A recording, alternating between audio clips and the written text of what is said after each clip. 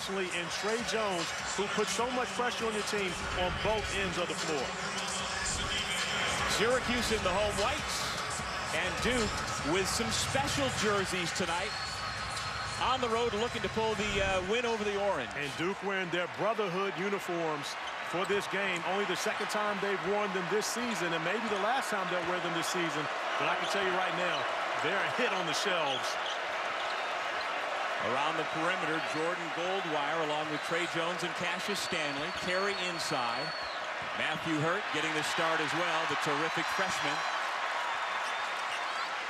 And speaking of terrific freshmen, Joseph Girard III has taken over the point guard position for the Orange this year and done very well. He really has, but a tough test for him in this one, because as this game goes along, you will see Duke ramp up the pressure, but you'll also see Elijah Hughes early and often, as the seniors had a spectacular ACC campaign, the second leading scorer in the league. Averaging over 19 points per game. Hughes has his first 2.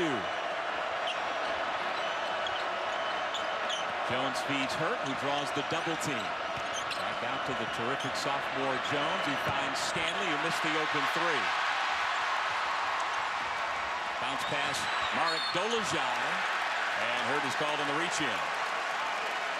And that's one of the things that Coach K talked to us about. You don't normally see teams that play zone defense get out in transition much, but he'll tell you that Syracuse, throughout Coach Boeheim's 44 years here, they have been a fast operating transition team, even though they play in the zone. And you see Dolezaj getting to the free throw line off a transition opportunity, knocks down the first, and Dolezaj has been playing great basketball through the month of January, now up to averaging 10 points per game, which gives Syracuse now 4 double-figure scores in their starting lineup. For an ACC play, he's averaging about 11 and 9, but the best stat I like about Dolezaj, 2-to-1 assist-to-turnover ratio. But fouled out against Clemson, and has fouled out the last 2 games they've lost in ACC play. Important for him to be on the floor, but a great start for the Orange in this one. The Blue Devils a little bit shaky with the basketball. We've seen 2 turnovers for them already. Turnovers have been a problem at times this year for Duke. And remember, for this Duke freshman class, this is the first time coming into the Carrier Dome and playing in a building this size. When Cassius Stanley walked in for shoot-around this morning, I heard him say to his teammates, "I've never seen so many seats in my life." It takes some time to get used to it. It does, but Cassius is an LA guy. So he played a lot of outside basketball growing up. As we get a look at the most career wins, you're talking about the 2 winningest coaches in college basketball, men's basketball history, on the sideline, going against each other, great friends, talking with Coach K before the game. And we talked about how emotional of a week it's been, but he talked about this relationship between he and Coach Boeheim, and he said, "Jim and I are pros. I'm not worried about our relationship through this one." And when you're talking about the amount of wins that these Duke guys have, combined over 2,200 wins, you can only imagine the professionalism between the 2. As Vernon Carey, 6'10", 270-pound freshman from Southwest Ranches, Florida. He gets 1 out of 2. Talked about the turnovers being an issue for Duke. Free throw shooting also is one of the few difficult spots for them this year. It has, and that's one of the things that really has hurt them in close games, when you're giving away opportunities at the free throw line. Dolezaj has it knocked away by Carey. Second effort, and he lays it in. 6-1 Orange, off to a quick start. You know, we talk about the 5-game winning streak for the Orange. One of the things they did so well during their stretch, and we know about Boeheim and Hughes on the exterior, but they were outscoring teams in the paint. As you see Duke get 2 more point paint, so that's going to be something that's major for this game today. Who wins that battle inside the Orange painted area? Pressure broken. Open look for Hughes, and he left it well short.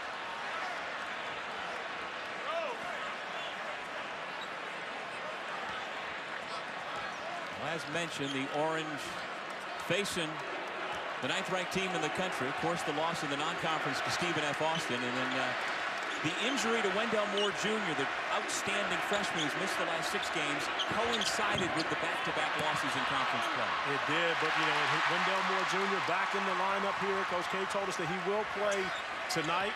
and adds that level of depth and a big athlete on the perimeter when you have to consider the fact that you've got 3 big-time scorers for the Orange. Speaking of, Elijah Hughes taking upon his shoulders to make an individual play once again, and that's where you will need Wendell Moore Jr. back in the lineup going up against Hughes.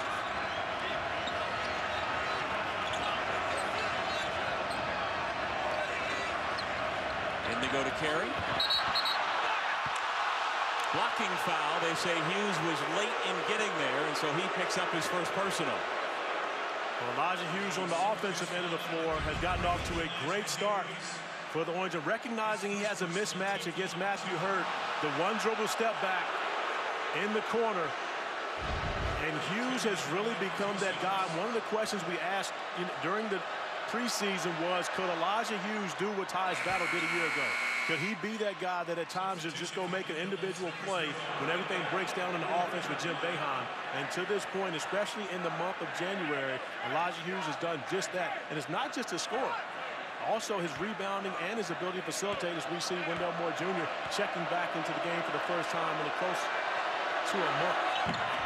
Corey, in talking to an NBA scout before the game who's in the building tonight, talked about that very thing about Elijah Hughes. Does he have the ability to find a spot in the NBA? And he thinks he's a legit second-round draft prospect, and that his scoring is so good, his shooting is so good, and he likes his body type, says he's got a chance. Yeah, I believe he has a chance. That's one of the things we talked about yesterday.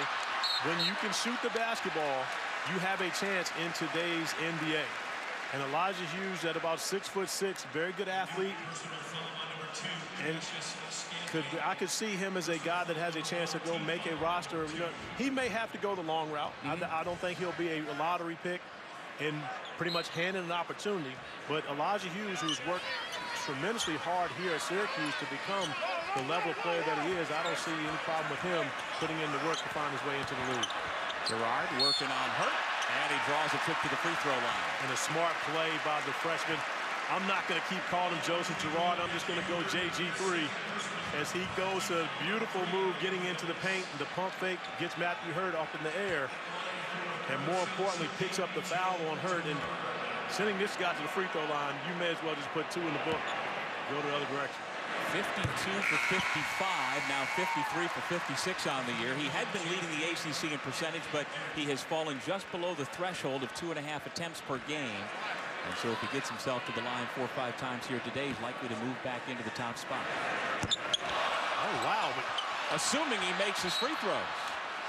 But almost got his own offensive rebound, which I can tell you right now, with no Syracuse Orange player on the line other than the shooter, had he gotten that offensive rebound, we may have seen Coach Krzyzewski lose it here in the Carrier Dome. Trey Jones into the lane. Tough shot, and it rolls in. Yeah, tough finish for Trey getting into the paint.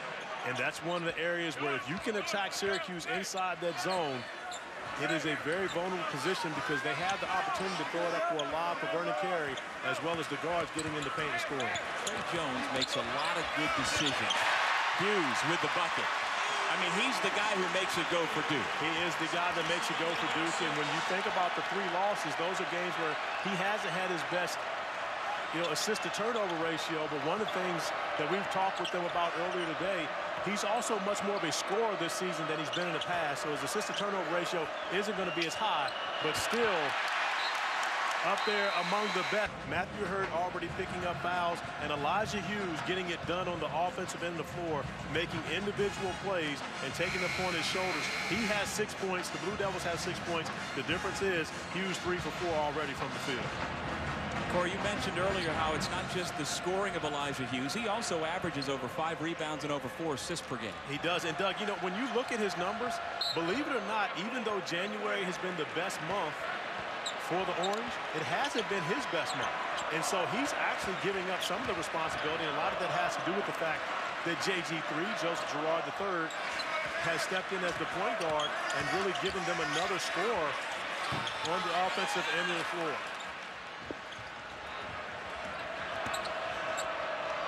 Dan, thanks so much. We are here at the Carrier Dome with over 30,000 people in the stands dressed in their orange and blue. And the hometown Orange off to a quick start. Rama Sidibe picking up the personal foul. And Wendell Moore Jr. returning to action in this game, getting to the free throw line, and more importantly, attacking the interior of that Syracuse zone. That's one of the things that you will see from Duke in this game. But when you look at Trey Jones, Wendell Moore Jr. and Cassius Stanley, all three of these guys have the ability to get inside that painted area and score for themselves, or make the pass to a Vernon Carey for a lob or to one of their teammates. And that's one of the things we saw them work on so hard this morning in shoot-around, and an emphasis by Coach K to get inside that painted area. Elijah Hughes has 6 early points for Syracuse. Marek Dolezaj with 4. Duke's been turning the basketball over, and the Orange with a 3-point lead and possession. This is Hughes off the bounce. Vernon Carey rips the rebound.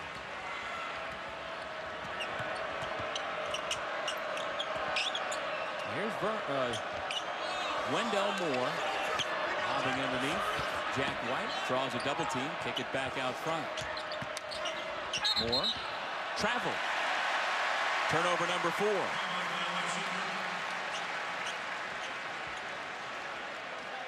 Well, there is Mike Krzyzewski in his 40th year as head coach at Duke. He and his longtime friend and colleague Jim Boeheim matching wits again here tonight.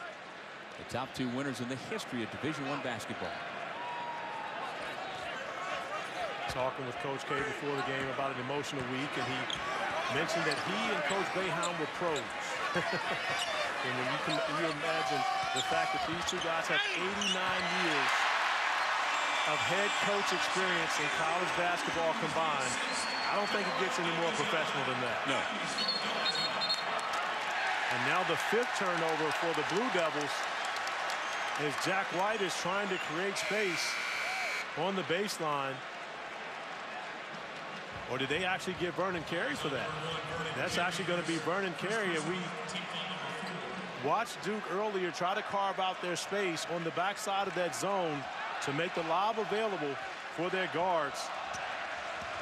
And Carey picking up the foul, but when you look at these two coaches and what they've been able to do, witnessing history here tonight, there have never been this many wins combined in a college coaching matchup.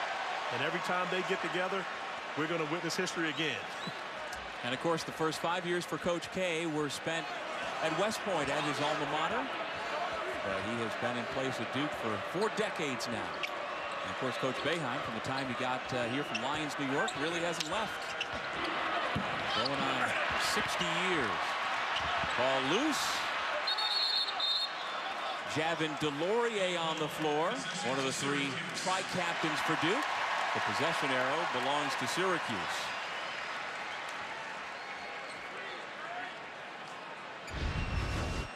And Jones unable to finish on the interior, but Javin DeLaurier unable to pick up the rebound.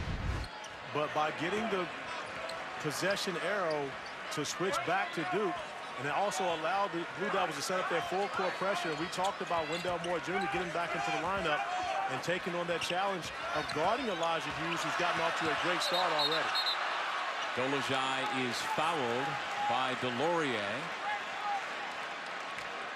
And that's where you see Dolezaj is really a matchup problem because he has guard-level skills. But at 6'9", 6'10", he's going to be guarded by a much bigger player. And this situation is going to be Javin DeLaurier, who is the 5-man for the Blue Devils. And that's going to give him an advantage on the perimeter. They're going to switch that matchup to Jack White, who's more suited to be able to guard.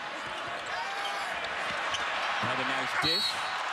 Sidibe will go to the line. But that's why you talk about Dolezaj and his guard skills. He actually ran a pick and roll with Sidibe and drew both defenders, made the beautiful pass to Sidibe, and the late rotation getting back over. And just like that, DeLaurier picks up his 2nd foul. So Vernon Carey up and headed back into the game. Well, you know, when Syracuse associate head coach Adrian Autry first saw a video clip of Marek Dolezaj from Slovakia, he was playing point guard. And so he has grown into, as you say, he just grew another inch in the last year. He is a legit 6'10", but still has those guard skills. Yeah, he's what you call a point forward, and one of the guys who could really lead your team in rebounding as well as assist. But the fact that he is now a double-figure scorer only helps this Orange team, and part of the reason why they've had such a successful January and looking to continue that success here now in the month of February. the game for the first time, Alex O'Connell feeding the post for the dunk by Delorier. And Coach K going to lead Delorier in the game with those 2 fouls, but now you've got the 2 post players, and so the point of emphasis will be to get the basketball inside for the Blue Devils, who rarely play with 2 bigs on the floor, but they feel as though that's where their advantage will be against the Orange. And if they can get Sidibe and Dolezaj in foul trouble, that definitely makes things easier for them. Dolezaj. He's got 6.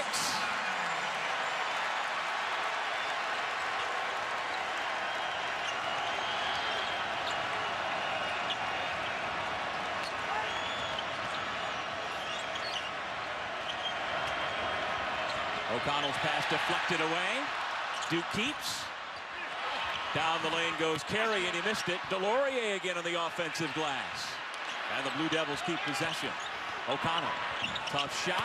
Carey with another offensive rebound, and he was fouled. The Blue Devils getting after it on the glass here tonight. But no disrespect to Rupp Arena, but they can't put as many people in there as you can put in this building. And it is electric in here this evening when you consider the fact that you've got the Blue Devils coming in. So much drama in the series between these 2 teams over the past few years. And again, we could definitely have another one of those tonight.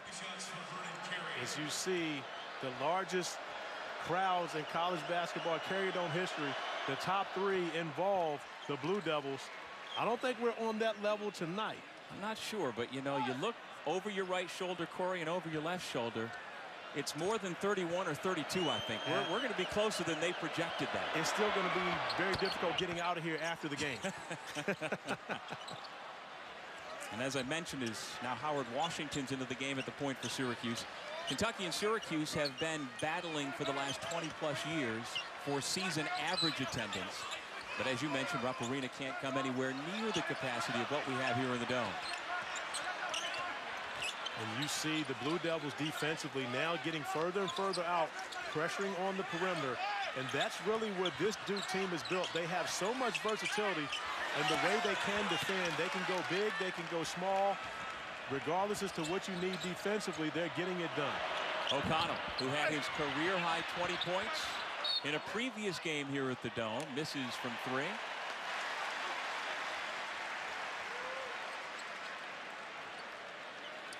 And on the flip side for Syracuse, they have yet to knock down a 3-point shot. And that's been the MO of this team so far this year. They need to make their threes if they're going to win a game. Well, neither team able to make a 3 thus far in this one. So the battle has been in the points, in the paint, where Syracuse has won the battle thus far.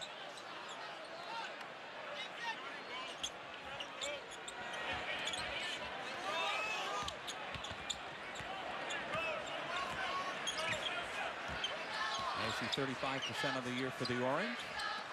5th in the conference, and the trio of Boeheim, Hughes, and Girard have made them tough to defend. Quincy Guerrier off the Syracuse bench, getting multiple looks, but he can't convert. And the crowd not happy about there not being a foul call. But Javin DeLaurier playing with 2 fouls, doing a great job of staying vertical on those. As you see, DeLaurier getting in the mix, and he actually hit his hand on the rim, so there was no contact. Stays vertical there, does a great job defensively, and give Guerrier credit for coming up with 2 offensive rebounds, but unable to finish. Vernon Carey certainly can finish. And that's a breakdown defensively by the Orange on the underneath out-of-bounds play. You do not want to give Vernon Carey anything easy. And that was about as easy as he could find here tonight. And you see one of the things that Syracuse having to do is put the basketball in the hands of Elijah Hughes as DeLaurier comes up with another defensive stop.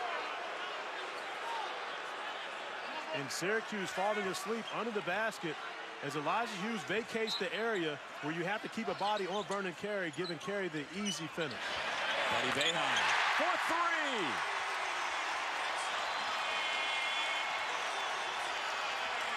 The 5th leading scorer in the ACC has his first points of the night. And 5th nationally in 3-point field goals made, and that's one of the areas you don't want to see him get hot from if you're Coach K.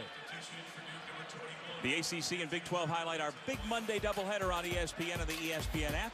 At 7 p.m. Eastern, North Carolina squares off with 5th-ranked Florida State. Then 3rd-ranked Kansas welcomes Texas to Allen Fieldhouse.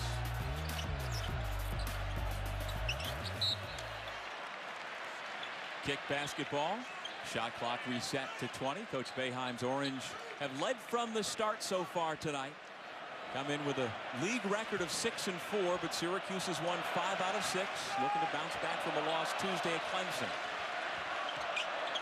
And this is a different Syracuse team. I was here at the end of December watching this team play, and you can see they were still trying to find their way, but they found it in January after 2 losses here at home. Back-to-back losses, going out on the road and getting a win in Charlottesville in overtime, where they only scored 19 second-half points, but scored 20 points in a 5-minute overtime stretch and built tremendous amount of confidence in that game, and it took off ever since. Boeheim and Washington combined for the steal, and Hughes will head to the free throw line. And that was a smart play by Elijah Hughes, seeing Vernon Carey running back, trying to get back, and picks up the 2nd foul on Vernon Carey. So now the entire front line for the Blue Devils has 2 fouls coming off of a turnover by Trey Jones. And Elijah Hughes making the smart play.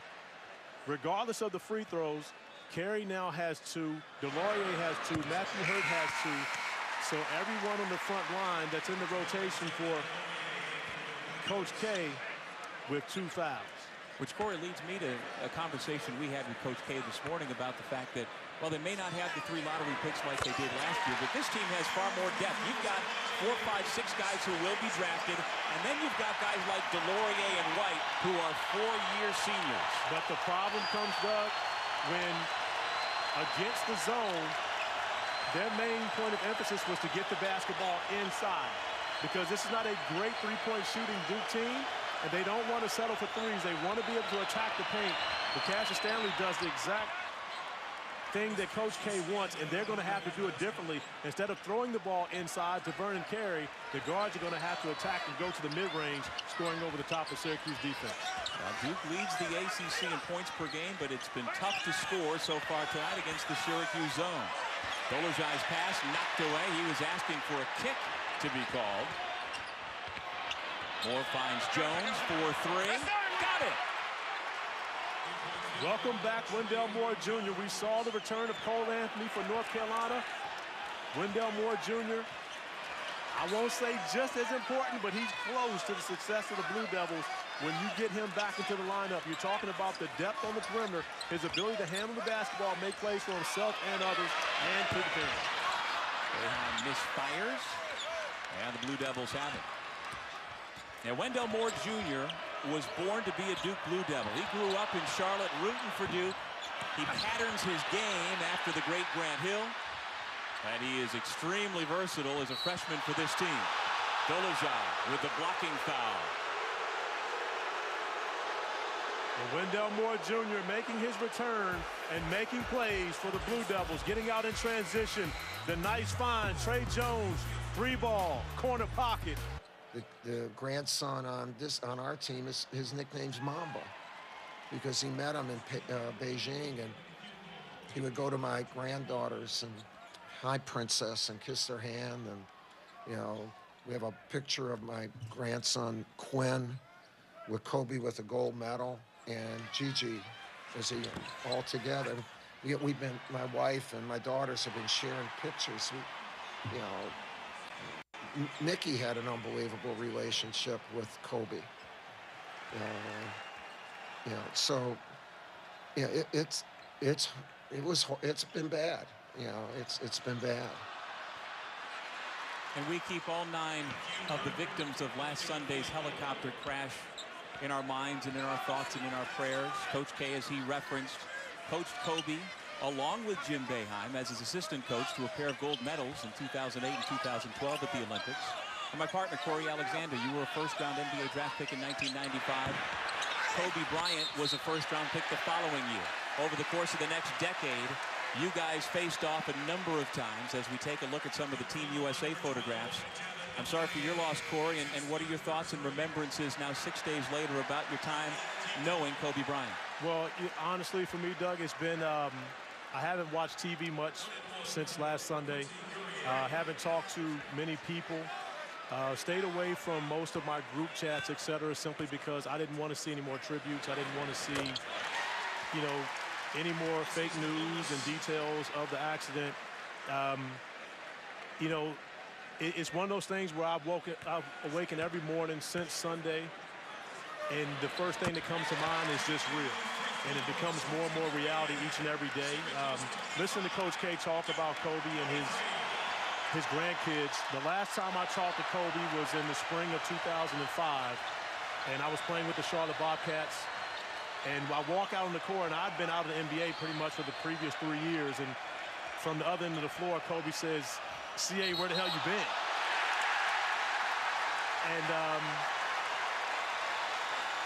I go talk to him for a little while, tell him I got somebody I want him to meet. After the game, I take my son Corey in to meet him.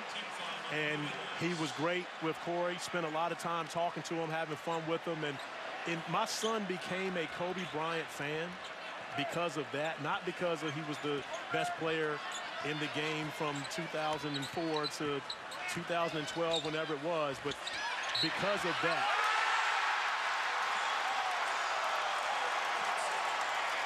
And as you see the Syracuse Orangemen come out and have a spirited run here, Joe Girard III getting in the paint, finding Guerrier, who's able to finish. This passion for the game that is shared in college basketball, this is Kobe Bryant. Kobe Bryant was about loving the game, playing every night, and attacking every possession as though it meant something. And again, that's what you see in college basketball. It was so rare because it was in the NBA that he did that, but that's the passion you see in college basketball. Of course, Coach Boeheim, who knew Kobe well, tweeting about it. And Coach K said it best earlier today. It's a big loss for everyone. This isn't just a basketball loss. This is a loss for the world.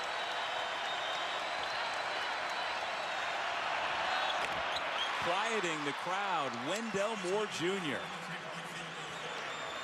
And Wendell Moore Jr. off to a great start in his return. You saw me talking to him before the game. As Joe Girard continues to make plays, getting inside the paint in the teeth of the Duke defense. When you saw me ask Wendell, he came over. I said, "Let me see your hand." And he said, "The right hand is like, this is the one that you broke." He said, "Yeah." I said, "Are you going to be able to shoot any better coming back?" He said, "I can shoot before I left." And you see stepping in, knocking down the three. And then Vernon Carey getting involved. And, you know, Coach K rolling the dice. Vernon Carey with those 2 fouls, but keeping him on the floor here early. Still 4.5 minutes remaining in this first half, and they're going to have to play this the right way. He did get 1 foul already, pushing off, trying to get position in the zone. And that's something that the officials will definitely be watching. Well, while we were talking about Kobe, Delorier picked up his 3rd personal foul, so it again makes it a little tougher for Coach K, what he's going to do with Vernon Carey. Girard looks at Coach Boeheim and says, "I know, Coach. I know, Coach."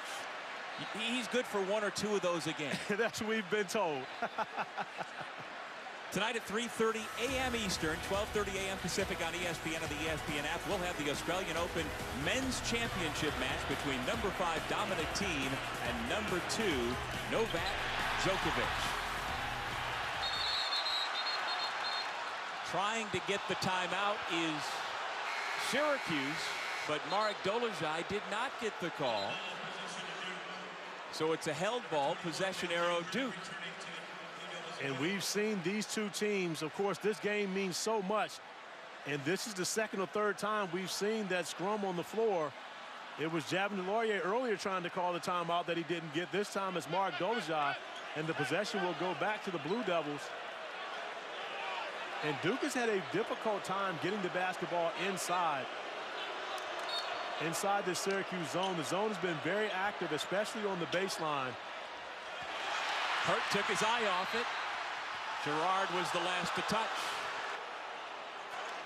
Although when they get it inside to Vernon Carey, the last time they did, Corey, we saw against a triple team what that broad-shouldered freshman is able to do. Well, Vernon Carey Jr. has done a tremendous job this year of being a post player.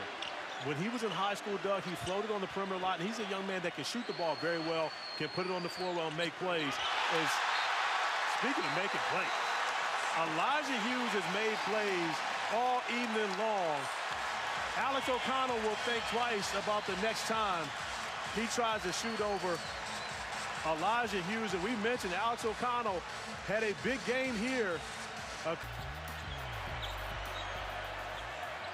Well, Allison, of course, you're always on point with your fashion. What is King doing in the studio with a turtleneck on? Tell the young fella to put a tie on, please. He's rocking it now. I'm trying to be as fly as you, Corey. Hey, King, I know it's cold in Bristol, man. I know you're a Texas guy, but I understand. Marek Dolezaj gets the two defenders off their feet. The recovery, though, for the block shot by Matthew Hurt triggers the run out. Another block shot by Elijah Hughes. And the transfer from East Carolina can't get that one to fall. I tell you what, Dougie Fresh, I know that they're tearing the roof off the dome. But if Elijah Hughes had made that shot, they may have had to stop construction to repair it here tonight, as Hughes is doing a tremendous job on both ends of the floor. A much-needed bucket for the Blue Devils to tie this game. But when you look at the way this game has been played, you would feel as though Syracuse has a huge lead because they've had the momentum the entire time and they're getting what they want offensively. But the Blue Devils have done a great job of stemming the tide, even after big plays from Syracuse coming back and getting timely baskets, especially on the interior. Well, the Orange is led by as many as 7. Duke has never led. Syracuse has been doing it from the inside out, as opposed to the more typical outside in. Vernon Carey goes up with the left hand to retrieve that pass and lay it in. My goodness. And nothing against Guerrier because he has tremendous heart and plays hard on that block. But he is at a disadvantage when he has to be there at 6'6", trying to defend the 6'10" Vernon Carey. Especially when you can just throw the basketball over the top. And one thing that Syracuse is not getting is ball pressure. So those passes from Trey Jones as well as Wendell Moore Jr. are easy passes. If they're going to allow those opportunities to be open on the baseline, they're going to have to get more pressure on the basketball on the exterior. Buddy Boeheim puts Syracuse back in front. Now Dolezaj is called for the foul. Vernon Carey leads the ACC in field goal percentage. 60% of his shots he puts up go in, and most of them are that close. Well, Guerrier taking one to the chops on that possession, but you see no ball pressure on Trey Jones on the exterior, allowing Carey to throw it right over the top. And you look at Vernon Carey and what he's been able to do this season, shooting 60% from the field, as you mentioned, first in the ACC, the 17.5 points per game, 5th in the league, the blocks, the rebounds, and he's only playing 24.5 minutes per game. So you can only imagine what his per 40 numbers would be as he continues to get in better and better conditioning, which he's done throughout the season. He's going to be even more of a force as we get to later February and into March. Looks like we have a clock issue. Well, remember, Vernon Carey Sr., his father, was an All-American offensive lineman at the University of Miami who played the better part of a decade in the NFL, mostly with the Miami Dolphins. So that's where the physicality comes from, and he's got a basketball skill set to go along with it. He really does. And in high school, he was a guy that shot the three very well, drove the ball to the rim. But I like what Coach K has done with him. Now, he's 5 for 11 from 3 on the season. He's shooting very well, but they have basically said to him, you're going to be an interior presence for us. And he's done a great job of doing that, as Javin DeLaurier, who's checking in now with his 3 fouls, is able to get a bucket on the interior. And that, you can tell, that's where it's going to be for Duke tonight. They are trying to get the basketball inside the painted area. They don't want to make this a 3-point shooting contest with the Orange, who are one of the ACC's best from beyond the arc. Here goes Hughes. Buddy Boeheim trying to force his way into the lane. He gets it to Gerard, who hit the top of the backboard. Foul on Guerrier. And Duke, with only 46 seconds remaining in the half, will have an opportunity to take its first lead of the night. And they'll do so with their junior wing from Roswell, Georgia, Alex O'Connell, at the free throw line. Now, Duke so far, Corey, has had 6 layups and 2 dunks. And that's where we anticipated their advantage would be. The big story, though, is the potential foul issues for Duke. While Syracuse, by and large, we thought coming in they'd be the team more apt to be in foul with their bigs, and they have not had that problem. And Alex O'Connell gives Duke their first lead tonight. And you know, it's interesting to see O'Connell, who only played 1 minute in their last game, was 0 for 1 from the field, but yet giving extended playing time in this game. And a lot of that has to do with the fact that he has history in this building of coming up and making big shots and playing well, and Coach K riding that. And, you know, if you look at the Duke bench, it's minus 2 of their mainstays. John Shire, emergency appendectomy earlier today here in Syracuse, and Nolan Smith at home with his daughter who was sick. So, you know, prayers for both those guys as the Duke bench is short today as they're coaching here with some adversity. But just like that, it's been a 4-0 run by the Blue Devils to take a 4-point lead here in Syracuse. Members of the staff who were dealing with some health things tonight. Well, John Shire actually came in to shoot around this morning and had to leave having pains, and I ended up having emergency appendectomy, so prayers for him. And then Nolan Smith, who he and his wife Shayna has spent the last couple of days in the hospital with their daughter Cameron, who is now home and doing much better. Nolan now under the weather, but happy to see his baby girl back home. Final 5 seconds. The Girard misses, fought for. And it's a held ball. Possession arrow Syracuse with 2.1 on the clock. And like we mentioned before, Doug, you would have thought with the energy and the momentum and the way things were going in this building that Syracuse would be out to a big lead. But this is what good teams do. They take the crowd out of it and just stem the tide, stay in it. And that's what the Blue Devils have done now. An opportunity to take a 4-point lead into the locker room at halftime if they can get a stop. Boeheim the trigger from the baseline. Gets it back, puts it up. No. A strong finish to the first half by the Blue Devils, finishing on a 6-0 run, a 12-4 run to erase what was a 7-point Syracuse lead. Let's send it to Allison Williams. Hughes 4 for 9 in the first half. And when you think about it, Wendell Moore Jr. was so good that you didn't even notice the fact that Cassius Stanley picked up 2 fouls in the first half. And the one potential storyline that's bubbling under the surface that you just alluded to is that Duke potentially has difficulties with its fouls. Delorier's got 3. Stanley, as you say, along with Carey and Hurt, all have 2. On the flip side for Syracuse, that man has 2 personal fouls.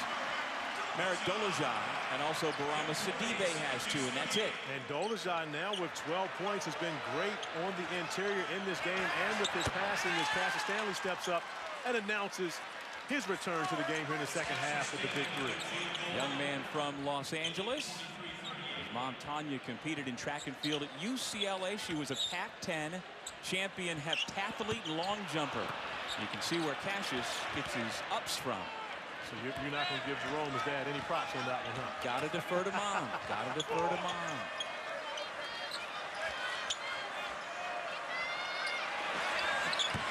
I was going to say he got his jump shot from Dad, but he missed that one. Okay. He queued it up for you. He did.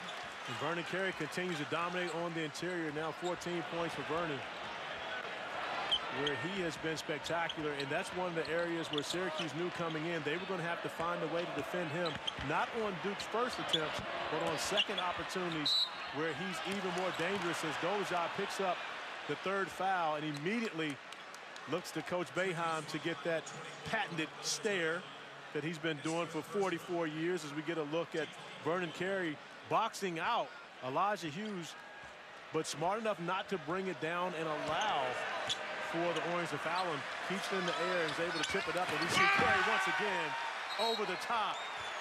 Oh, but here's the problem. After the dunk, Vernon Carey, I believe, gets a technical foul, which will count as a personal. And so that's going to be the 3rd foul on Vernon Carey. Nice find from Cassius Stanley. It's not enough. He's smiling. He screamed. Yes, he screamed. He's excited about the play.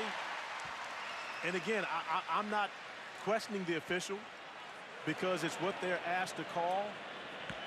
I believe there needs to be a change in the rule in college basketball. That's not a technical foul. That's not excessive enough for there to be the punishment of the technical foul, which gets him his third foul. But clearly what the NCAA wants is a zero tolerance policy of no taunting at all. It's not basketball. I mean, again, if you can't yell when you dunk on somebody, that's not basketball. That's not the way this game is. Because if you want college players to play with the level of emotion that you want to see from them, you can't take away everything they do. Well, Cassius Stanley, he should be playing in tomorrow's Super Bowl. Absolutely. After that play, the Niners or the Chiefs could use him. Instead of the court going the direction it's going, we should turn this thing long ways and put them in here on the football field after that reception. Hughes driving dish to Boeheim, who's got the only made three for Syracuse tonight. Orange turning it over again. You've heard the saying that great catchers can make bad passers look great, right? Look at this. That's not a good pass. However, that's a great catch. Not only to gather it, but to finish the layup as well. Cassius Stanley just showing off his athletic genes that you alluded to earlier. Now, his dad played in the NFL. He would make a heck of a tight end, don't you think? No. 6'5". We put him on the outside. He's a receiver. No, not Stanley. Vernon Carey. Okay. But Stanley was the one that made the NFL play. Vernon did not throw an NFL pass on that one. That's a pick six going the other direction. But his dad is an NFL player. That's my connection for that. That I do know. I know you know. There's Jordan Goldwire poking the ball away. You know, we don't talk as much probably as we should about Goldwire, who's been in the starting lineup now for the last 6 games, and he's among the league leaders in steals per game in spite of not playing anywhere near the number of minutes that most everybody else does. But we can talk about the fact that he knocked down 3 3-pointers against Pittsburgh on Tuesday night and was big in defending, of course, the backcourt of Pitt with Trey McGowan and Xavier Johnson, both those guys who are the better guards in the ACC. And Goldwire had a heavy part in why the Blue Devils were able to get that win at home. Dolajan attacks the rim and lays it in. But you see Vernon Carey in a position where he can't get a foul, pretty much gets out of the way. He's more valuable to this team on the offensive end of the floor than he is picking up that fourth and having to go to the bench. Hurt in trouble, able to get it back out to Jones with 15 on the shot clock. Cassius Stanley traveled. And Syracuse getting out in transition. We talked about Dolajan and his ability to make plays with the basketball in hand. And Vernon Carey makes the smart play. Get out of the way. Don't pick up a foul. Live to play another day. Allow Dolajan to have the 2 points, but stay on the court. Dolajan with 14 points to lead Syracuse.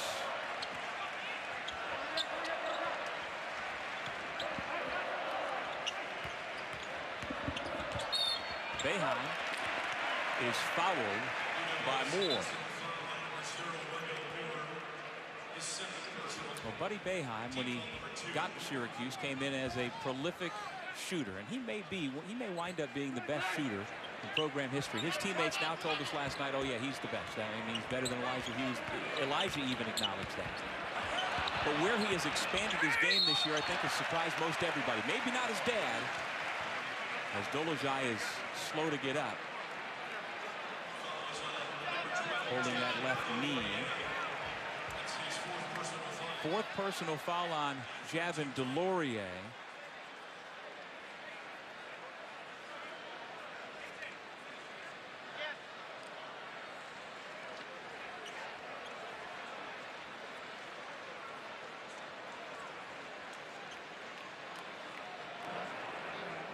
Well, the only 2 games in the last 7 Syracuse has lost, he has fouled out of.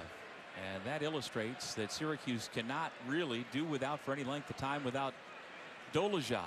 Well, good news on the replay. You see Javin DeLaurier's right knee go into the interior of Dolezaj's left knee, which means that it was a contact injury and a bang, which in today's game, you look forward to seeing those in comparison to the non-contact injuries. So good to see that. Hopefully it's just a bump or bruise, and we'll see Dolezaj back into this game.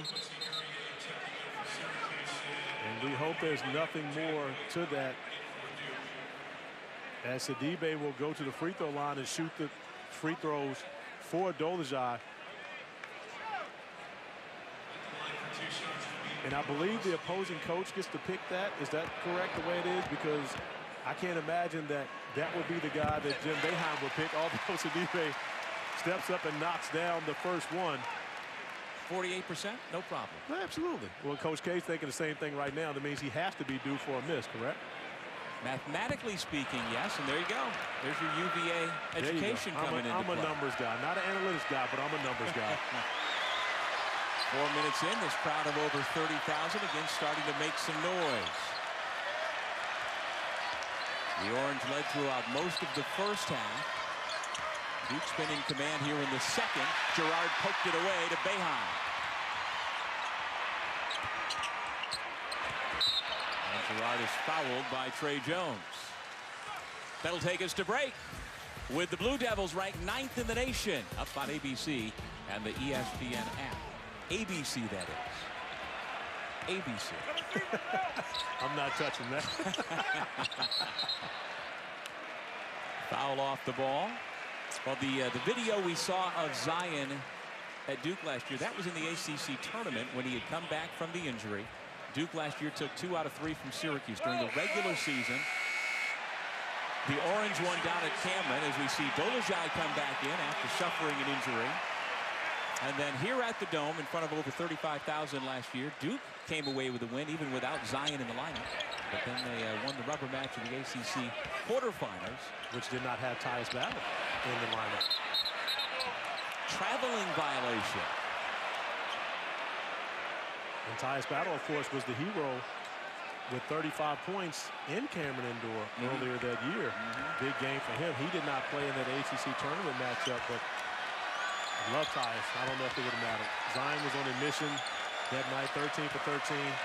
That comeback probably better than his NBA debut comeback, except for the fourth quarter, which was amazing. You remember who had the longest shot last year in the Duke-Syracuse rivalry? That would be Elijah Hughes from about 75 feet. Exactly. Trey Jones from about 15 feet, 51-42, Blue Devils. A nice play by Trey Jones, getting into the paint, but more importantly, not trying to get all the way to the rim, going to the mid-range game, which is not dead, by the way. Foul on the rebound against Guerrier. And the reason I like this play by Trey Jones so much is because he probes in the middle to see if he has one of his teammates open. And when he has nothing there, does a great job. He's got a head up looking for anyone, but sees that he's got 4 Syracuse defenders around him. He gets a shot up. If he doesn't make it, it puts his team in position to pick up an offensive board. Fortunately for Trey Jones, he's able to knock it down. Inside to Hurt. Back out front, Jones with a clean 3. White had it for a moment. Now O'Connell for 3. In that game a year ago that Duke won here at the Dome, he had a career-high 20 points. And you know it, Corey, when you feel good coming into a building, that can carry over. It really it matters a lot because you're, of course, thinking about the confidence you had that night. And we mentioned Alex O'Connell only played 1 minute in their last game versus Pitt on Tuesday. So wasn't, in the rotation heavy for that one. But Coach K recognizing that as well and giving O'Connell more than ample opportunities in this one to be able to put his imprint on the game. And Alex O'Connell off to a good start here in the second half. So when Coach K and his staff are talking about that, do you really think they are cognizant of the fact that the last time we were here? Or is it more about the matchup against Syracuse? No, well, he's a shooter one. So when you think about the fact against Syracuse, you're going to have somebody come in there and knock down threes. You know O'Connell has the confidence to take the shots. Hasn't shot it very well this year, only 24% in ACC play from beyond the three-point arc. But yet, you know he's got the confidence, and he steps up and makes a big 3 on that last possession. Duke with the basketball, leading by 10. Moore playing with 3 fouls, has the basketball. Jones playing off the ball, finds White for an open 3. Got it! One of the questions you always ask when you play against Syracuse and this zone, who's the guy? And that means who's the guy that you're going to put in the middle of that zone to be able to make shots and make plays. And on the last possession was Trey Jones. Big response from my man JG3. But Syracuse got to get back in transition. Carey was out of bounds. Possession back to the Orange.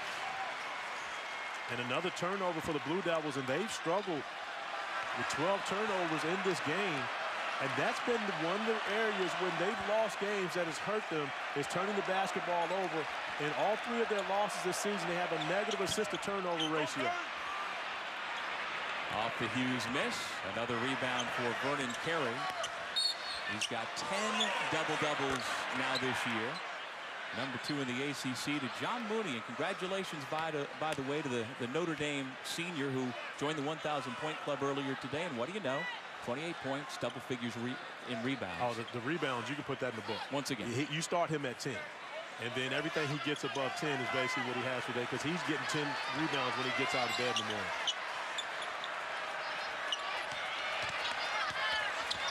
Carey draws a crowd as always, able to score and draw the foul. And this time he didn't yell. You know, he did yell. So that's somebody. So that's what it was. Okay, that's the difference, because he turned around and yelled to no one. It's not a technical foul. Great play by Vernon Carey there to finish. He turns away and releases emotions toward the open end of the floor instead of in a direction of where there was a player that just got dunked on. And that's the difference, and I think that's correctly called, or in this case, not called. So you think the technical foul was correctly called? I do. Okay. Because, again, if they're trying to get all taunting out of the game, that was taunting. When you turn and, if I turned and yelled at you right now, first of all, you'd slug me. No, I would not. If you dunked on me and you yell, let's just leave it right there. I would take that. Because from someone that's dunked on people before, again, you deserve the right to be able to yell. I just like your first sentence. Let's just put a period on that. If you dunked on me, period. I like that, Corey. Put that on my tombstone. I like it. Let me tell you who's not upset about it. The guy that gets yelled at, because they don't hear it. Because the only thing they're thinking is, man, I just got dunked on. I'm going to have to see that over and over and over again. They don't even hear the yell. And that's the part of it where, you know, again, it's basketball. It's a passionate game. It's a close contact sport. And I think you remove a lot of the emotions when you call those ticky-tack fouls. And it's not against the officials. They're doing their job. They're doing what they've been asked to do. Elijah Hughes glances at the shot clock, which is down to 6. Tough pass. Gerard tries to gather, has to put it up. And there is that stifling Duke defense leading to the O'Connell throwdown.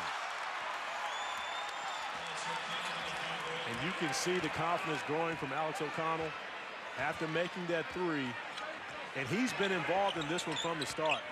We saw him this morning coming in the shoot-around, and he was locked in before the game. And it's really showed off in his production here. Once the lights come on, Alex O'Connell. Dome, where, by the way, the Tar Heels got Cole Anthony back today, and he was terrific. But Boston College came away from Chapel Hill with a 1-point win. And now you wonder about Brandon Robinson. Sidibe with a little bit of get back on the baseline. By the way, that video of those fans yelling and screaming like that, I think that was comparable of what you were doing back on April the 8th of last year when your Wahoos won the national championship. Oh, no, I was there. I was right behind the bench. How do you know you weren't doing it behind the bench? Oh, I don't know what I was doing. I blocked out. Jack White with the blocked shot. Great play. And Gerard, great vision to find Sidibe over the top, was able to finish with the 2-hand slam. Sidibe, no yell, goes about his business, but he didn't actually dunk on someone either. You know, not like, oh, they're going to look at that one. In the cylinder, they say O'Connell defensively was in the defensive, or the cylinder of the offensive player, and so that's going to be a personal foul. Still contact to the face. So if you're going to go by the letter of the law, and again, maybe he missed, but from this angle, it looked as though Dolezal actually connected and hit Alex O'Connell in the face. So even on a cylinder play, there still can be a flagrant foul. with the elbow as O'Connell comes in, and I'm not so sure that O'Connell invaded the cylinder. It looks as though he was an innocent bystander, just got hit with an elbow. I could see that. As it turns out, though, Dolezaj gets a pair of free throws, give him 16 points. And great preparation for the trap, and you can tell Alex O'Connell is feeling it now. That may have been a forced shot, but does a great job defensively, getting up in transition and coming away with the steal. But you could tell on that possession, Cassius Stanley, when he got trapped, knew immediately where he could go with the basketball, and he'd have a wide-open teammate. Hurt has had a quiet night. Stanley above the rim again. Nothing quiet about Cassius Stanley.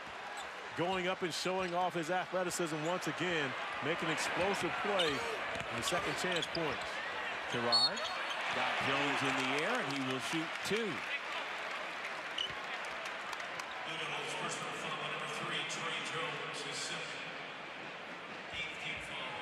And Matthew Hurt unable to finish, but Cassius Stanley has no problem with the finish, sneaking in for the offensive board and the yell, which I respect.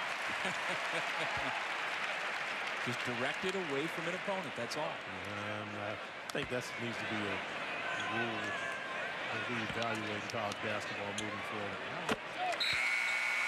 Gerard with a pair of free throws. He's got 9. Guerrier returns, taking Sidibe's place. Rules are made by a bunch of people who never dunked on anybody. Probably been dunked on.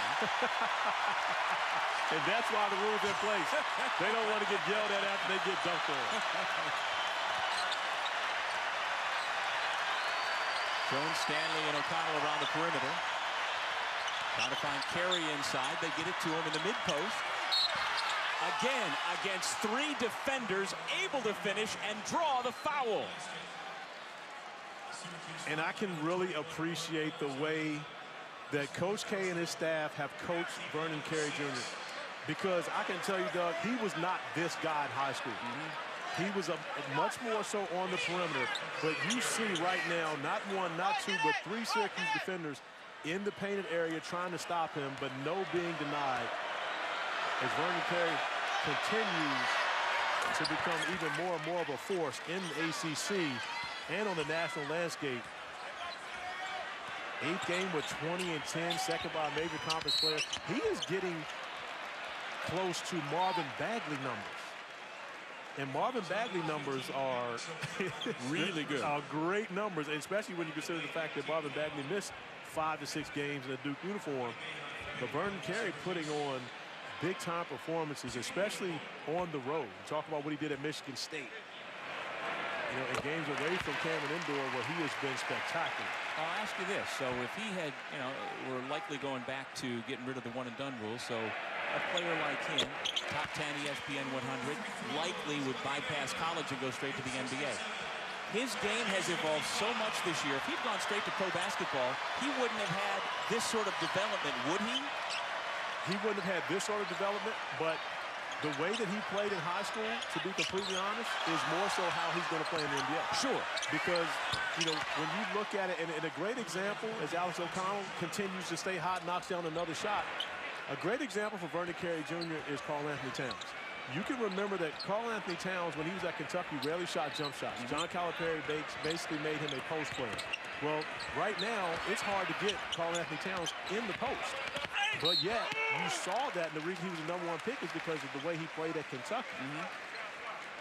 The same thing is happening for Vernon Carey Jr. He'll go to the NBA and be a stretch 4 or even a 5 that can, you know, that can get out on the perimeter. They just don't post up much in the NBA anymore. No, but he's more well-rounded now, and if you're 6'10", 270, regardless of how the style of play is now and going forward in the NBA, if you have post skills that you didn't have before, they're going to come into play at some point. Well, I never say he didn't have them. He just didn't use them. Okay. No, he could always do this. Okay. One thing we always encouraged with Vernon was get on the block, get on the block. Gotcha. And in crunch time of big games, he would do it. But for the majority of the game, he floated on the perimeter. But right now, for Duke to be able to win, he's doing exactly what he needs to do for the Blue Devils to be successful. Hurt. Able to get the contact. Boeheim called for the foul.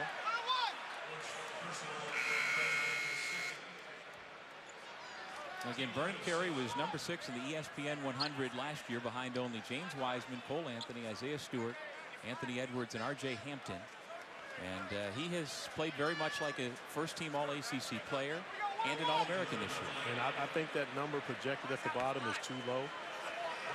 When I look at it, I think that this young man is definitely a lottery pick and fits very well into what the NBA is today.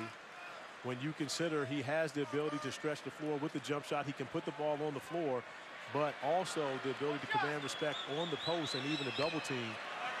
You know, coming to college and choosing Duke for him was a great decision, because he's one thing he's done is gotten his body into much better condition and much better shape than he was coming out of high school.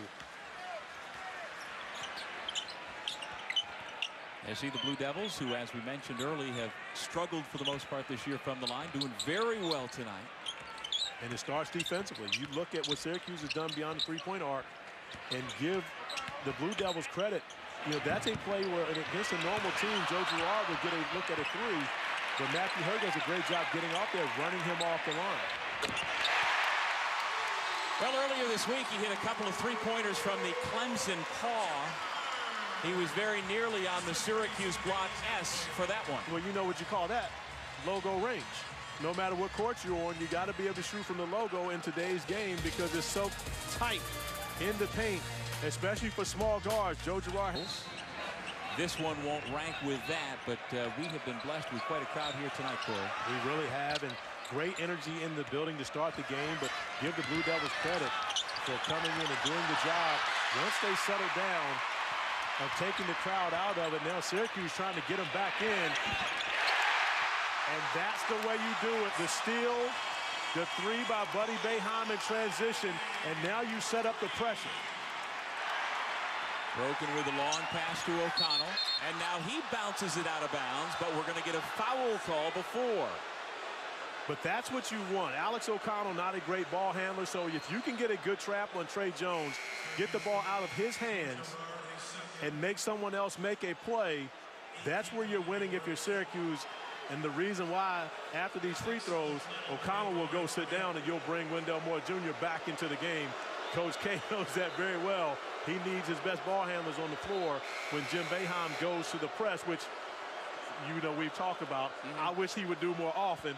And again, 44 years as a head coach, he knows much more about basketball than me. I just like the fact that they're always good and they're always successful when they go to the full court pressure.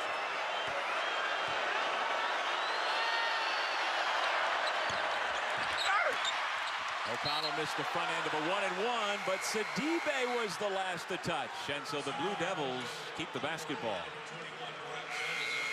Well, Duke has shot the basketball very well here in the second half to expand the lead. They are 12 of 18 from the floor, 67% since the break, when at that time they led by 4. Now up by 10. And you see the chess match just like that. Coach K playing offense, defense, getting more back in the game, and Moore almost turns it over, but also getting Vernon Carey back on the floor for offensive possession with immediate timeout coming after the next dead ball, and trying to find a way to extend this lead. Still 8 minutes remaining in the game. Just under 8 minutes remaining in regulation. Hurt for 3. Good! And it's a small thing, but the reason why Hurt is open is because you have to respect Carey rolling to the basket. If that's Javin DeLaurier, most likely Matthew Hurt's not open on that possession. That's a big play and a big substitution for Coach K, especially when Duke got the basketball back off of the offensive rebound. Another Duke turnover into the hands of Joe Girard III. Quickly ahead, Boeheim. Long-range 3. He's got it.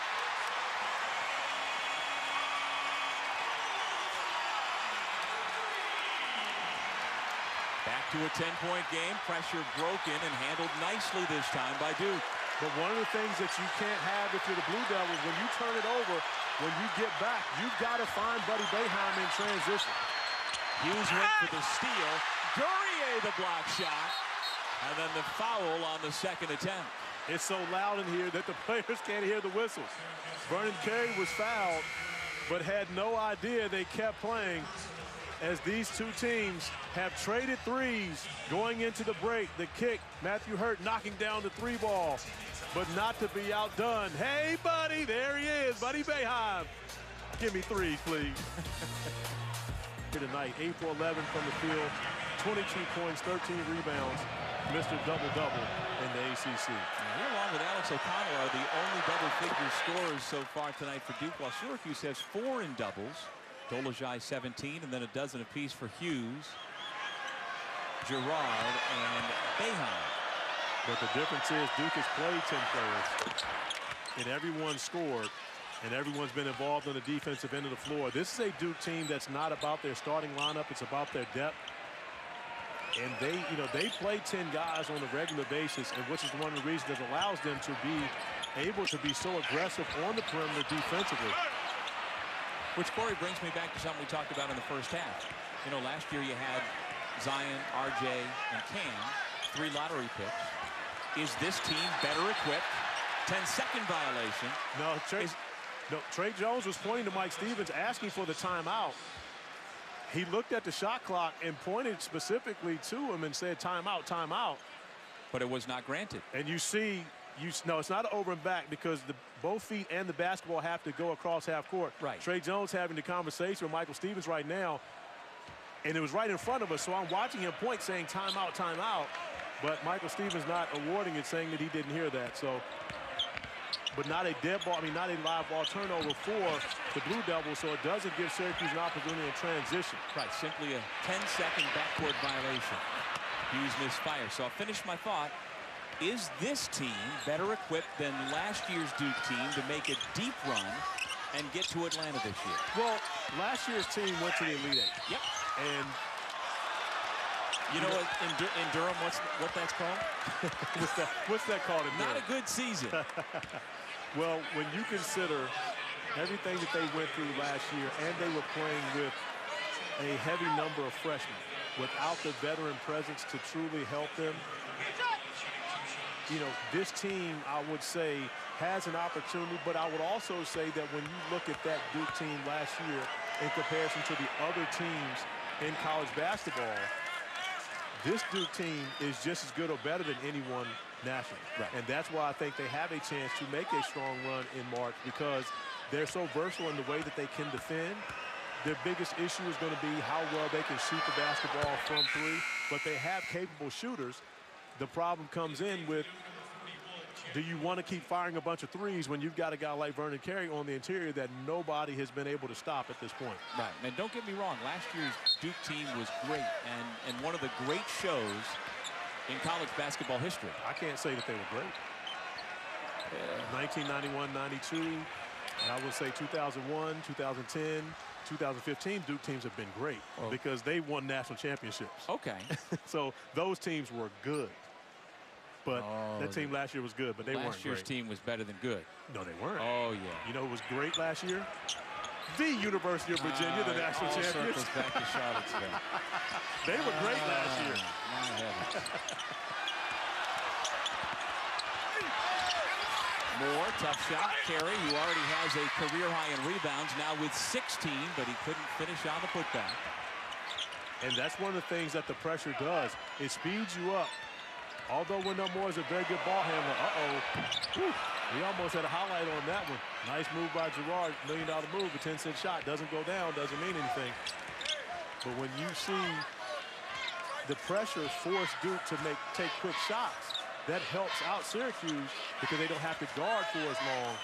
And now if they're able to come up with the rebound and get out and have some transition opportunities.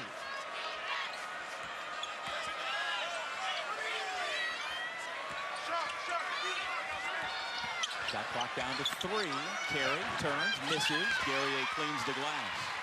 Vernon Carey now missed 2 back-to-back shots. Now he's only shooting probably 70% from the field. Hughes challenged the big man. Dolezaj, he's going to have a chance for 3.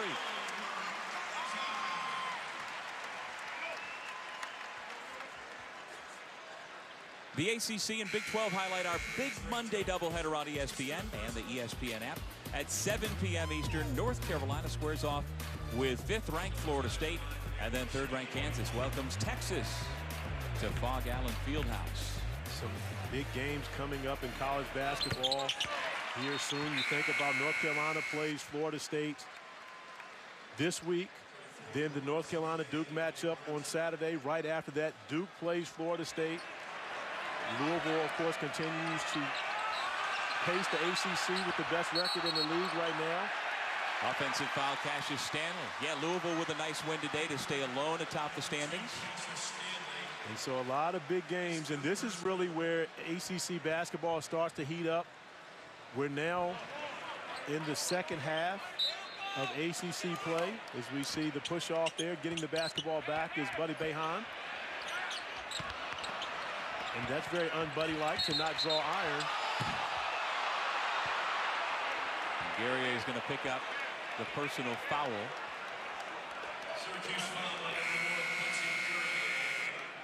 And that is foul number 5 on the freshman from Montreal.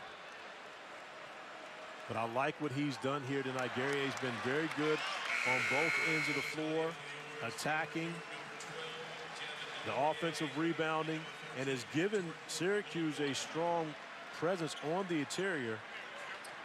And you know, one thing Quincy has, from what they tell us, is a thick skin, and he has been able to absorb since the summer all of the constructive criticism he gets from Red Autry, as you see there, but most especially from Coach Boeheim, which makes you think he's going to continue to grow.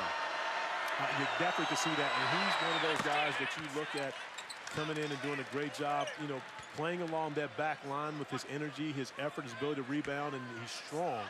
And you can see him being a great role player here for the Orange, either for 4 years. Dolezaj the rebound. By the way, Dolezaj has matched his career high of 20 points. He put 20 on Wake in the ACC tournament a couple of years ago. Sidibe with the layup. And once again, the full court pressure when you're able to score. And now can you try to speed the Blue Devils up and get them to take an ill-advised shot? Great job by Wendell Moore in that time attacking, but getting it out. Goldwire turned his head, and Jones bounced it out of bounds. And these are uncharacteristic turnovers, especially for Trey Jones, who broke a freshman record a year ago for assist-to-turnover ratio for the Blue Devils. But right now, as you see, Duke continues to give Syracuse chances on the offensive end of the floor to cut into this lead. Were you surprised when Trey Jones decided to come back for his sophomore year? Moore picks up the foul. Boeheim will shoot 3. We'll continue that thought about Trey for season last spring, coming off of what was an excellent freshman year. I won't say surprised. I actually spent time with Trey and his mom Debbie at a Minnesota Timberwolves game during the Final Four, the Sunday between, you know, when University of Virginia won a national championship. Yeah, that day. And spent time with them in the suite. They're watching Tyus play, of course, Trey's older brother. And when I left the game that night, I honestly had no idea as to whether he would be coming back to school. Now, I knew he was coming back because he told me he had to come back for exams. Right. So he had to come back and he had to finish up school. But I did not know if he was going to enter his name into the draft. And so later in the summer, seeing him and realizing he was going to be back at Duke wasn't a surprise, but yet he could have definitely gone to the NBA. But you can tell that, you know, winning is important for him. His brother won a national championship at Duke in 2015. I believe it's something that is kind of a goal of his to be able to do, to kind of stay in pace with Big Bro. But at the same time, you know, he is a very good point guard, and he knew that he had things that he needed to work on. His shooting was one of the best things that he had to, and I think he's done a great job of doing that this year. And right now he has a chance to make this team a national championship contender, as that pass of his is deflected out of bounds by Sidibe. But I think he's had a good season this year. Not great, probably, because I had him as, you know, one of my top guys for ACC Player of the Year. And why would Vernon do that? Tried to tiptoe the center court line when he didn't need to. Which all he had to do was run in the backcourt and catch the basketball. Yep. And so you talk about would he be a great tight end? I'm going to say no. No. Because when you look at this possession right here, Vernon Carey not only doesn't come up with the pass, but compounds the mistake by fouling the best free throw shooter in the ACC and allowing the Orange to make this a 7-point game. Duke now has 4 players with 4 fouls. Joe Girard, by the way, we talk about football players. He won 2 state football championships in the Carrier Dome, both as a quarterback and a safety for the Glens Falls Indians. Saw a little bit of his defensive back skills there as well. Orange now on an 8-1 run. And Orange now ramping up the pressure. And this is the point here. Do you continue to attack? And Wendell Moore Jr., we've talked about it before. The pressure speeds you up. Great possession defensively by the Orange. Sidibe does a great job stepping up, taking the charge. And Wendell Moore Jr. has fouled out of the basketball game. Great play by Sidibe. Elijah Hughes knows it. He knows that's a charge. And right now, momentum in favor of the Orange here in front of 31,458 in attendance. I would say most of them are still in the building and now on their feet.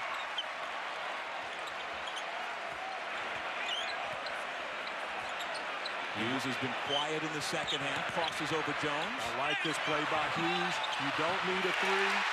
Go to the basket, continue to put the pressure on Duke, and see if you can get Carey to pick up another foul.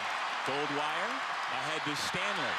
He attacks the rim and looking down at it, lays it in. Wow. You know how when they say that just ain't fair? Wow. Well, what you just saw from Cassius Stanley, that just ain't fair. Cassius Stanley getting out in transition and the ability to hang in the air and still the concentration to be able to finish through the contact. That was breathtaking. But he makes 2, 3, 4 of those plays every game. Wow.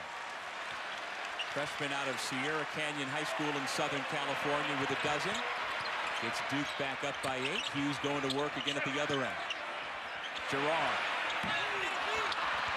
Delorier tracks down the long rebound.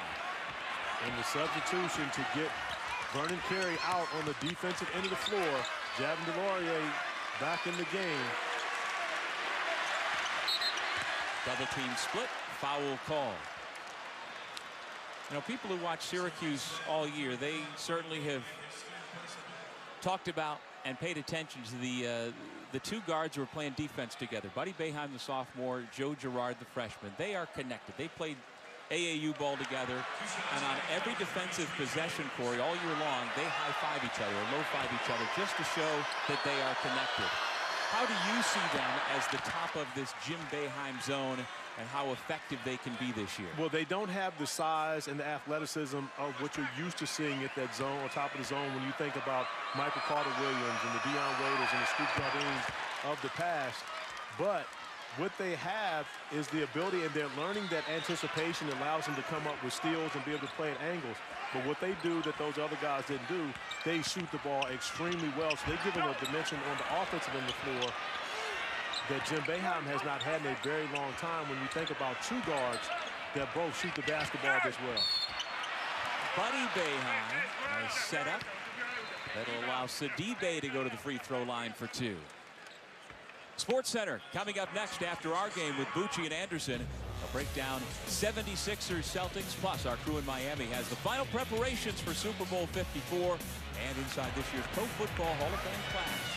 Sports Center coming up next on ESPN and the ESPN app. Got a call for us in the Super Bowl for tomorrow night, Corey? The Cowboys playing? No. I'm not watching.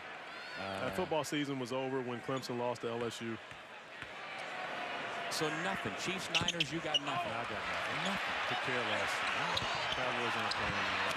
Sidibe after the miss, mixing it up inside. The ball hit the back of the backboard off one of the Blue Devils, and so it's Syracuse possession. You realize the Cowboys never make the playoffs, are never in the mix. Whoa, what? What do you mean never? This broadcast just went personal. But right now, Coach K trying to figure out a way to stop this momentum from the Orange. A comfortable 10-point lead getting less comfortable. And the reason why this is such a big game, and you look at what's at stake, you know, right now the Blue Devils are, according to our Joe Lunardi, looked at as a #2 seed, but a loss here would definitely drop them off of that line. Syracuse just getting back into the conversation right now, that next 4 out. But a win here today against the Blue Devils would definitely vault them probably into the last 4 in. And when you look at what's going on in the ACC right now, Louisville, Florida State, and Duke, and we expected Louisville and Duke. I knew Florida State would be good. Virginia has suffered a bit, Syracuse, but these are 5 of the 6 teams that are in the mix right now for NCAA tournament bids. I believe 3 definites, and there are going to be some question marks throughout the remainder of the season for the ACC. Carey back into the game. Great play by Cassius Stanley, being patient enough to make the defender pick him up and then easily throwing the lob to Carey over the top. Hughes. Back and forth they go.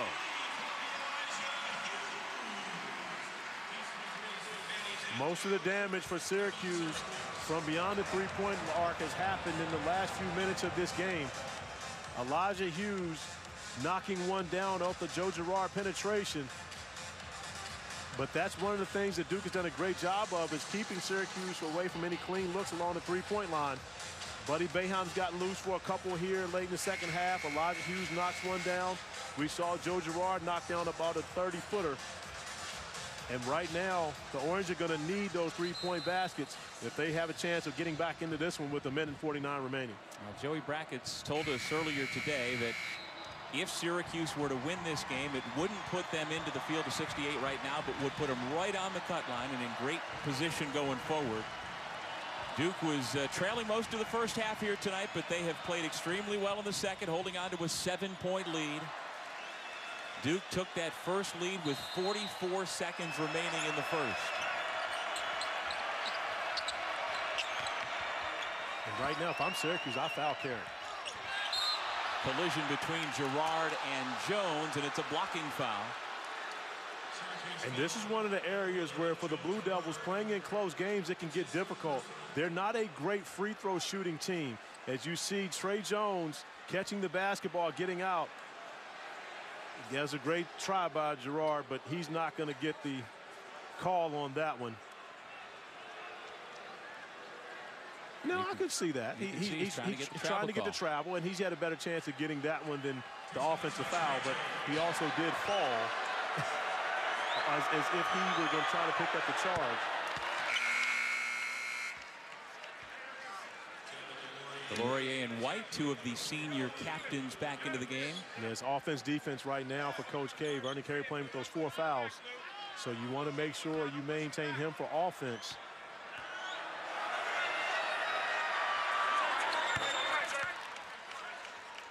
And Trey Jones, who was a 76% free throw shooter a year ago, dipped about 10% right now. And that could have been a 4-point play. There was contact on that 3. Doesn't matter. Joe Girard able to knock it down. Don't look now, but it's back to a 2-possession game, and then it's not. Another driving bucket by Stanley. For most of the country, this year's been the first time they've been able to see this. I've been watching Cassius Stanley make these plays since he was about 13 years old. And it never disappoints. Again, the degree of difficulty on this is tremendous, but he makes it look so easy as he's able to absorb the contact, redirect in midair, and lay it in the finish, the and-one opportunity. As Barima Sidibe fouls out with 8 points, has played a very good game on the interior, and Jim Boeheim simply explaining to Sidibe, we need you on the court. So in that possession, you go straight up, don't get the foul, and live to play on another day. Don't look down, but Duke has 5 in double figures. Hughes is fouled, holds the back of his head, now gets a hand up by the official Michael Stevens. Cassius Stanley defies gravity. He really does. Everybody else who jumps at the same time of him has landed, while Cassius still seems to be going up. Well, everyone knows about the vertical leap. Of course, he broke Zion Williamson's record for vertical jump at Duke. But when you told me today about Mom being the long jump champ, see, that makes sense because he doesn't always jump high. He jumps for distance as well, and that's part of it. He can jump from well outside the lane and just float in the air, absorb the contact, but still has the concentration to be able to finish. And I truly can appreciate what he's done because he was not the most hyped recruit coming into Duke this year. But he was the guy who's made plays on both ends of the floor, especially in their opening win over Kansas. And in so many big games that he's taken on, the level of maturity that Cassius Stanley has played with this year has been tremendous.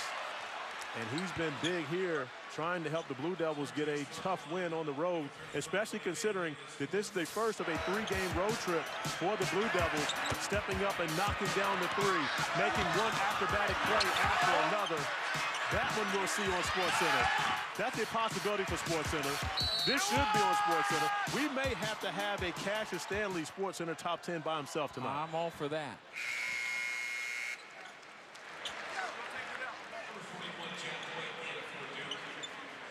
Pretty good 1-2 punch right there. Not bad at all. You look at the freshman, combined 41 points between the two of them. 15 for 22 from the field, 20 rebounds, although Carey was 16 and really carried the punch on that one. But a spectacular performance from the two freshmen. And coming into this building and playing well is not easy, especially your first time. You talked about Cassius coming in and being in awe of the seats and how big this place was. Yeah. You know, and your first time coming into this building and performing the way that both of these guys have has been tremendous. You played in this building a couple of times. Yeah, I got buckets in here too. Not against Syracuse, though. I did not play against Syracuse in this building, NCAA tournament. Against Fran Fascilla's Manhattan Jaspers. How many? 27 them. All right. John Calipari's UMass, I don't know their nickname. Minutemen. Yeah, them. 17 them, 2 wins. Got out of Syracuse 2-0. You're welcome, by the way. Hey. Teeing you up for that one. Well, I mean, again, whenever you get an opportunity for me to put my numbers out there, thank you. Elijah Hughes at the line. He's taking a couple of hard falls here late in the second half, giving all he can to try and keep the Orange within shouting distance. And we just had a graphic go across the screen that said that I led the UVA to the Elite Eight in 1995. But I did not. You were hurt. I was hurt because if I were healthy, we'd have won a national championship. So I should have known where that was going. You knew that was happening. Oh, boy. What are we going to do? You know what? This is the midpoint this weekend. Today is the midpoint of the ACC regular season schedule. What do you think about how it's shaken out so far and that we seem to have the big three and then kind of everybody else? Well, honestly, I thought Virginia would be closer to the top. I thought they would be in that, the top 4. But they've struggled with their shooting, which hasn't allowed them to really get into that mix. But a big win for Virginia over Florida State this week. We knew Louisville would be good. I knew Florida State would be good. I knew that, Duke would be good. The middle of the pack in the ACC has struggled this year. And right now, you see only 3 teams firmly in the NCAA tournament. I believe that when it's all said and done, you're probably going to see 5 or 6 ACC teams get in the mix. I think Syracuse has done a great job with their resurgence here recently. Most likely won't be able to come up with this opportunity here tonight, but so many more left in ACC play. Goldwire and Jones trying to play keep away. Under a minute remaining. Timeout Duke. Full timeout called by Coach Krzyzewski.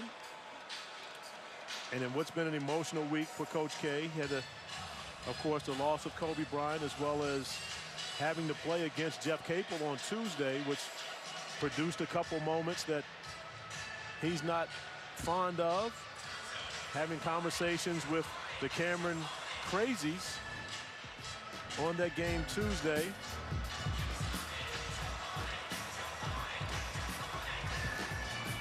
And Coach K having conversations with the Crazies as they were chanting, Capel, come sit with us.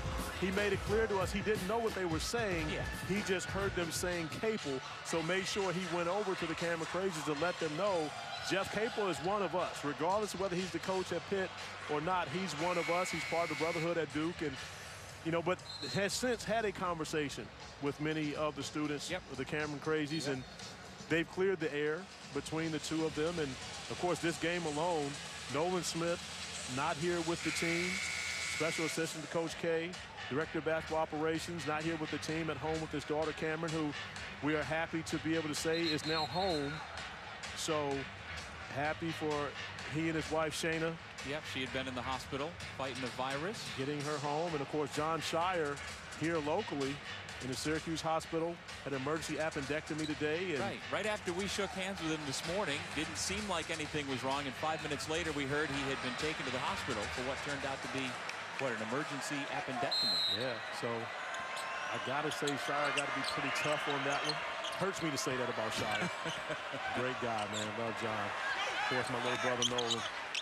Wishing him the best. He's kind of under the weather now at home watching the game, but I'm sure he's feeling better now as he sees the Blue Devils with their 7-point lead, 43.8 remaining, as he's talking to the TV and telling Jordan Goldwire, Trey Jones, these guys to make sure they go to the free throw line and finish this game off. And Duke's next game will be Tuesday against Boston College, 7 o'clock here on ESPN, as they are on the verge of keeping pace with Louisville in the race for the ACC regular season championship.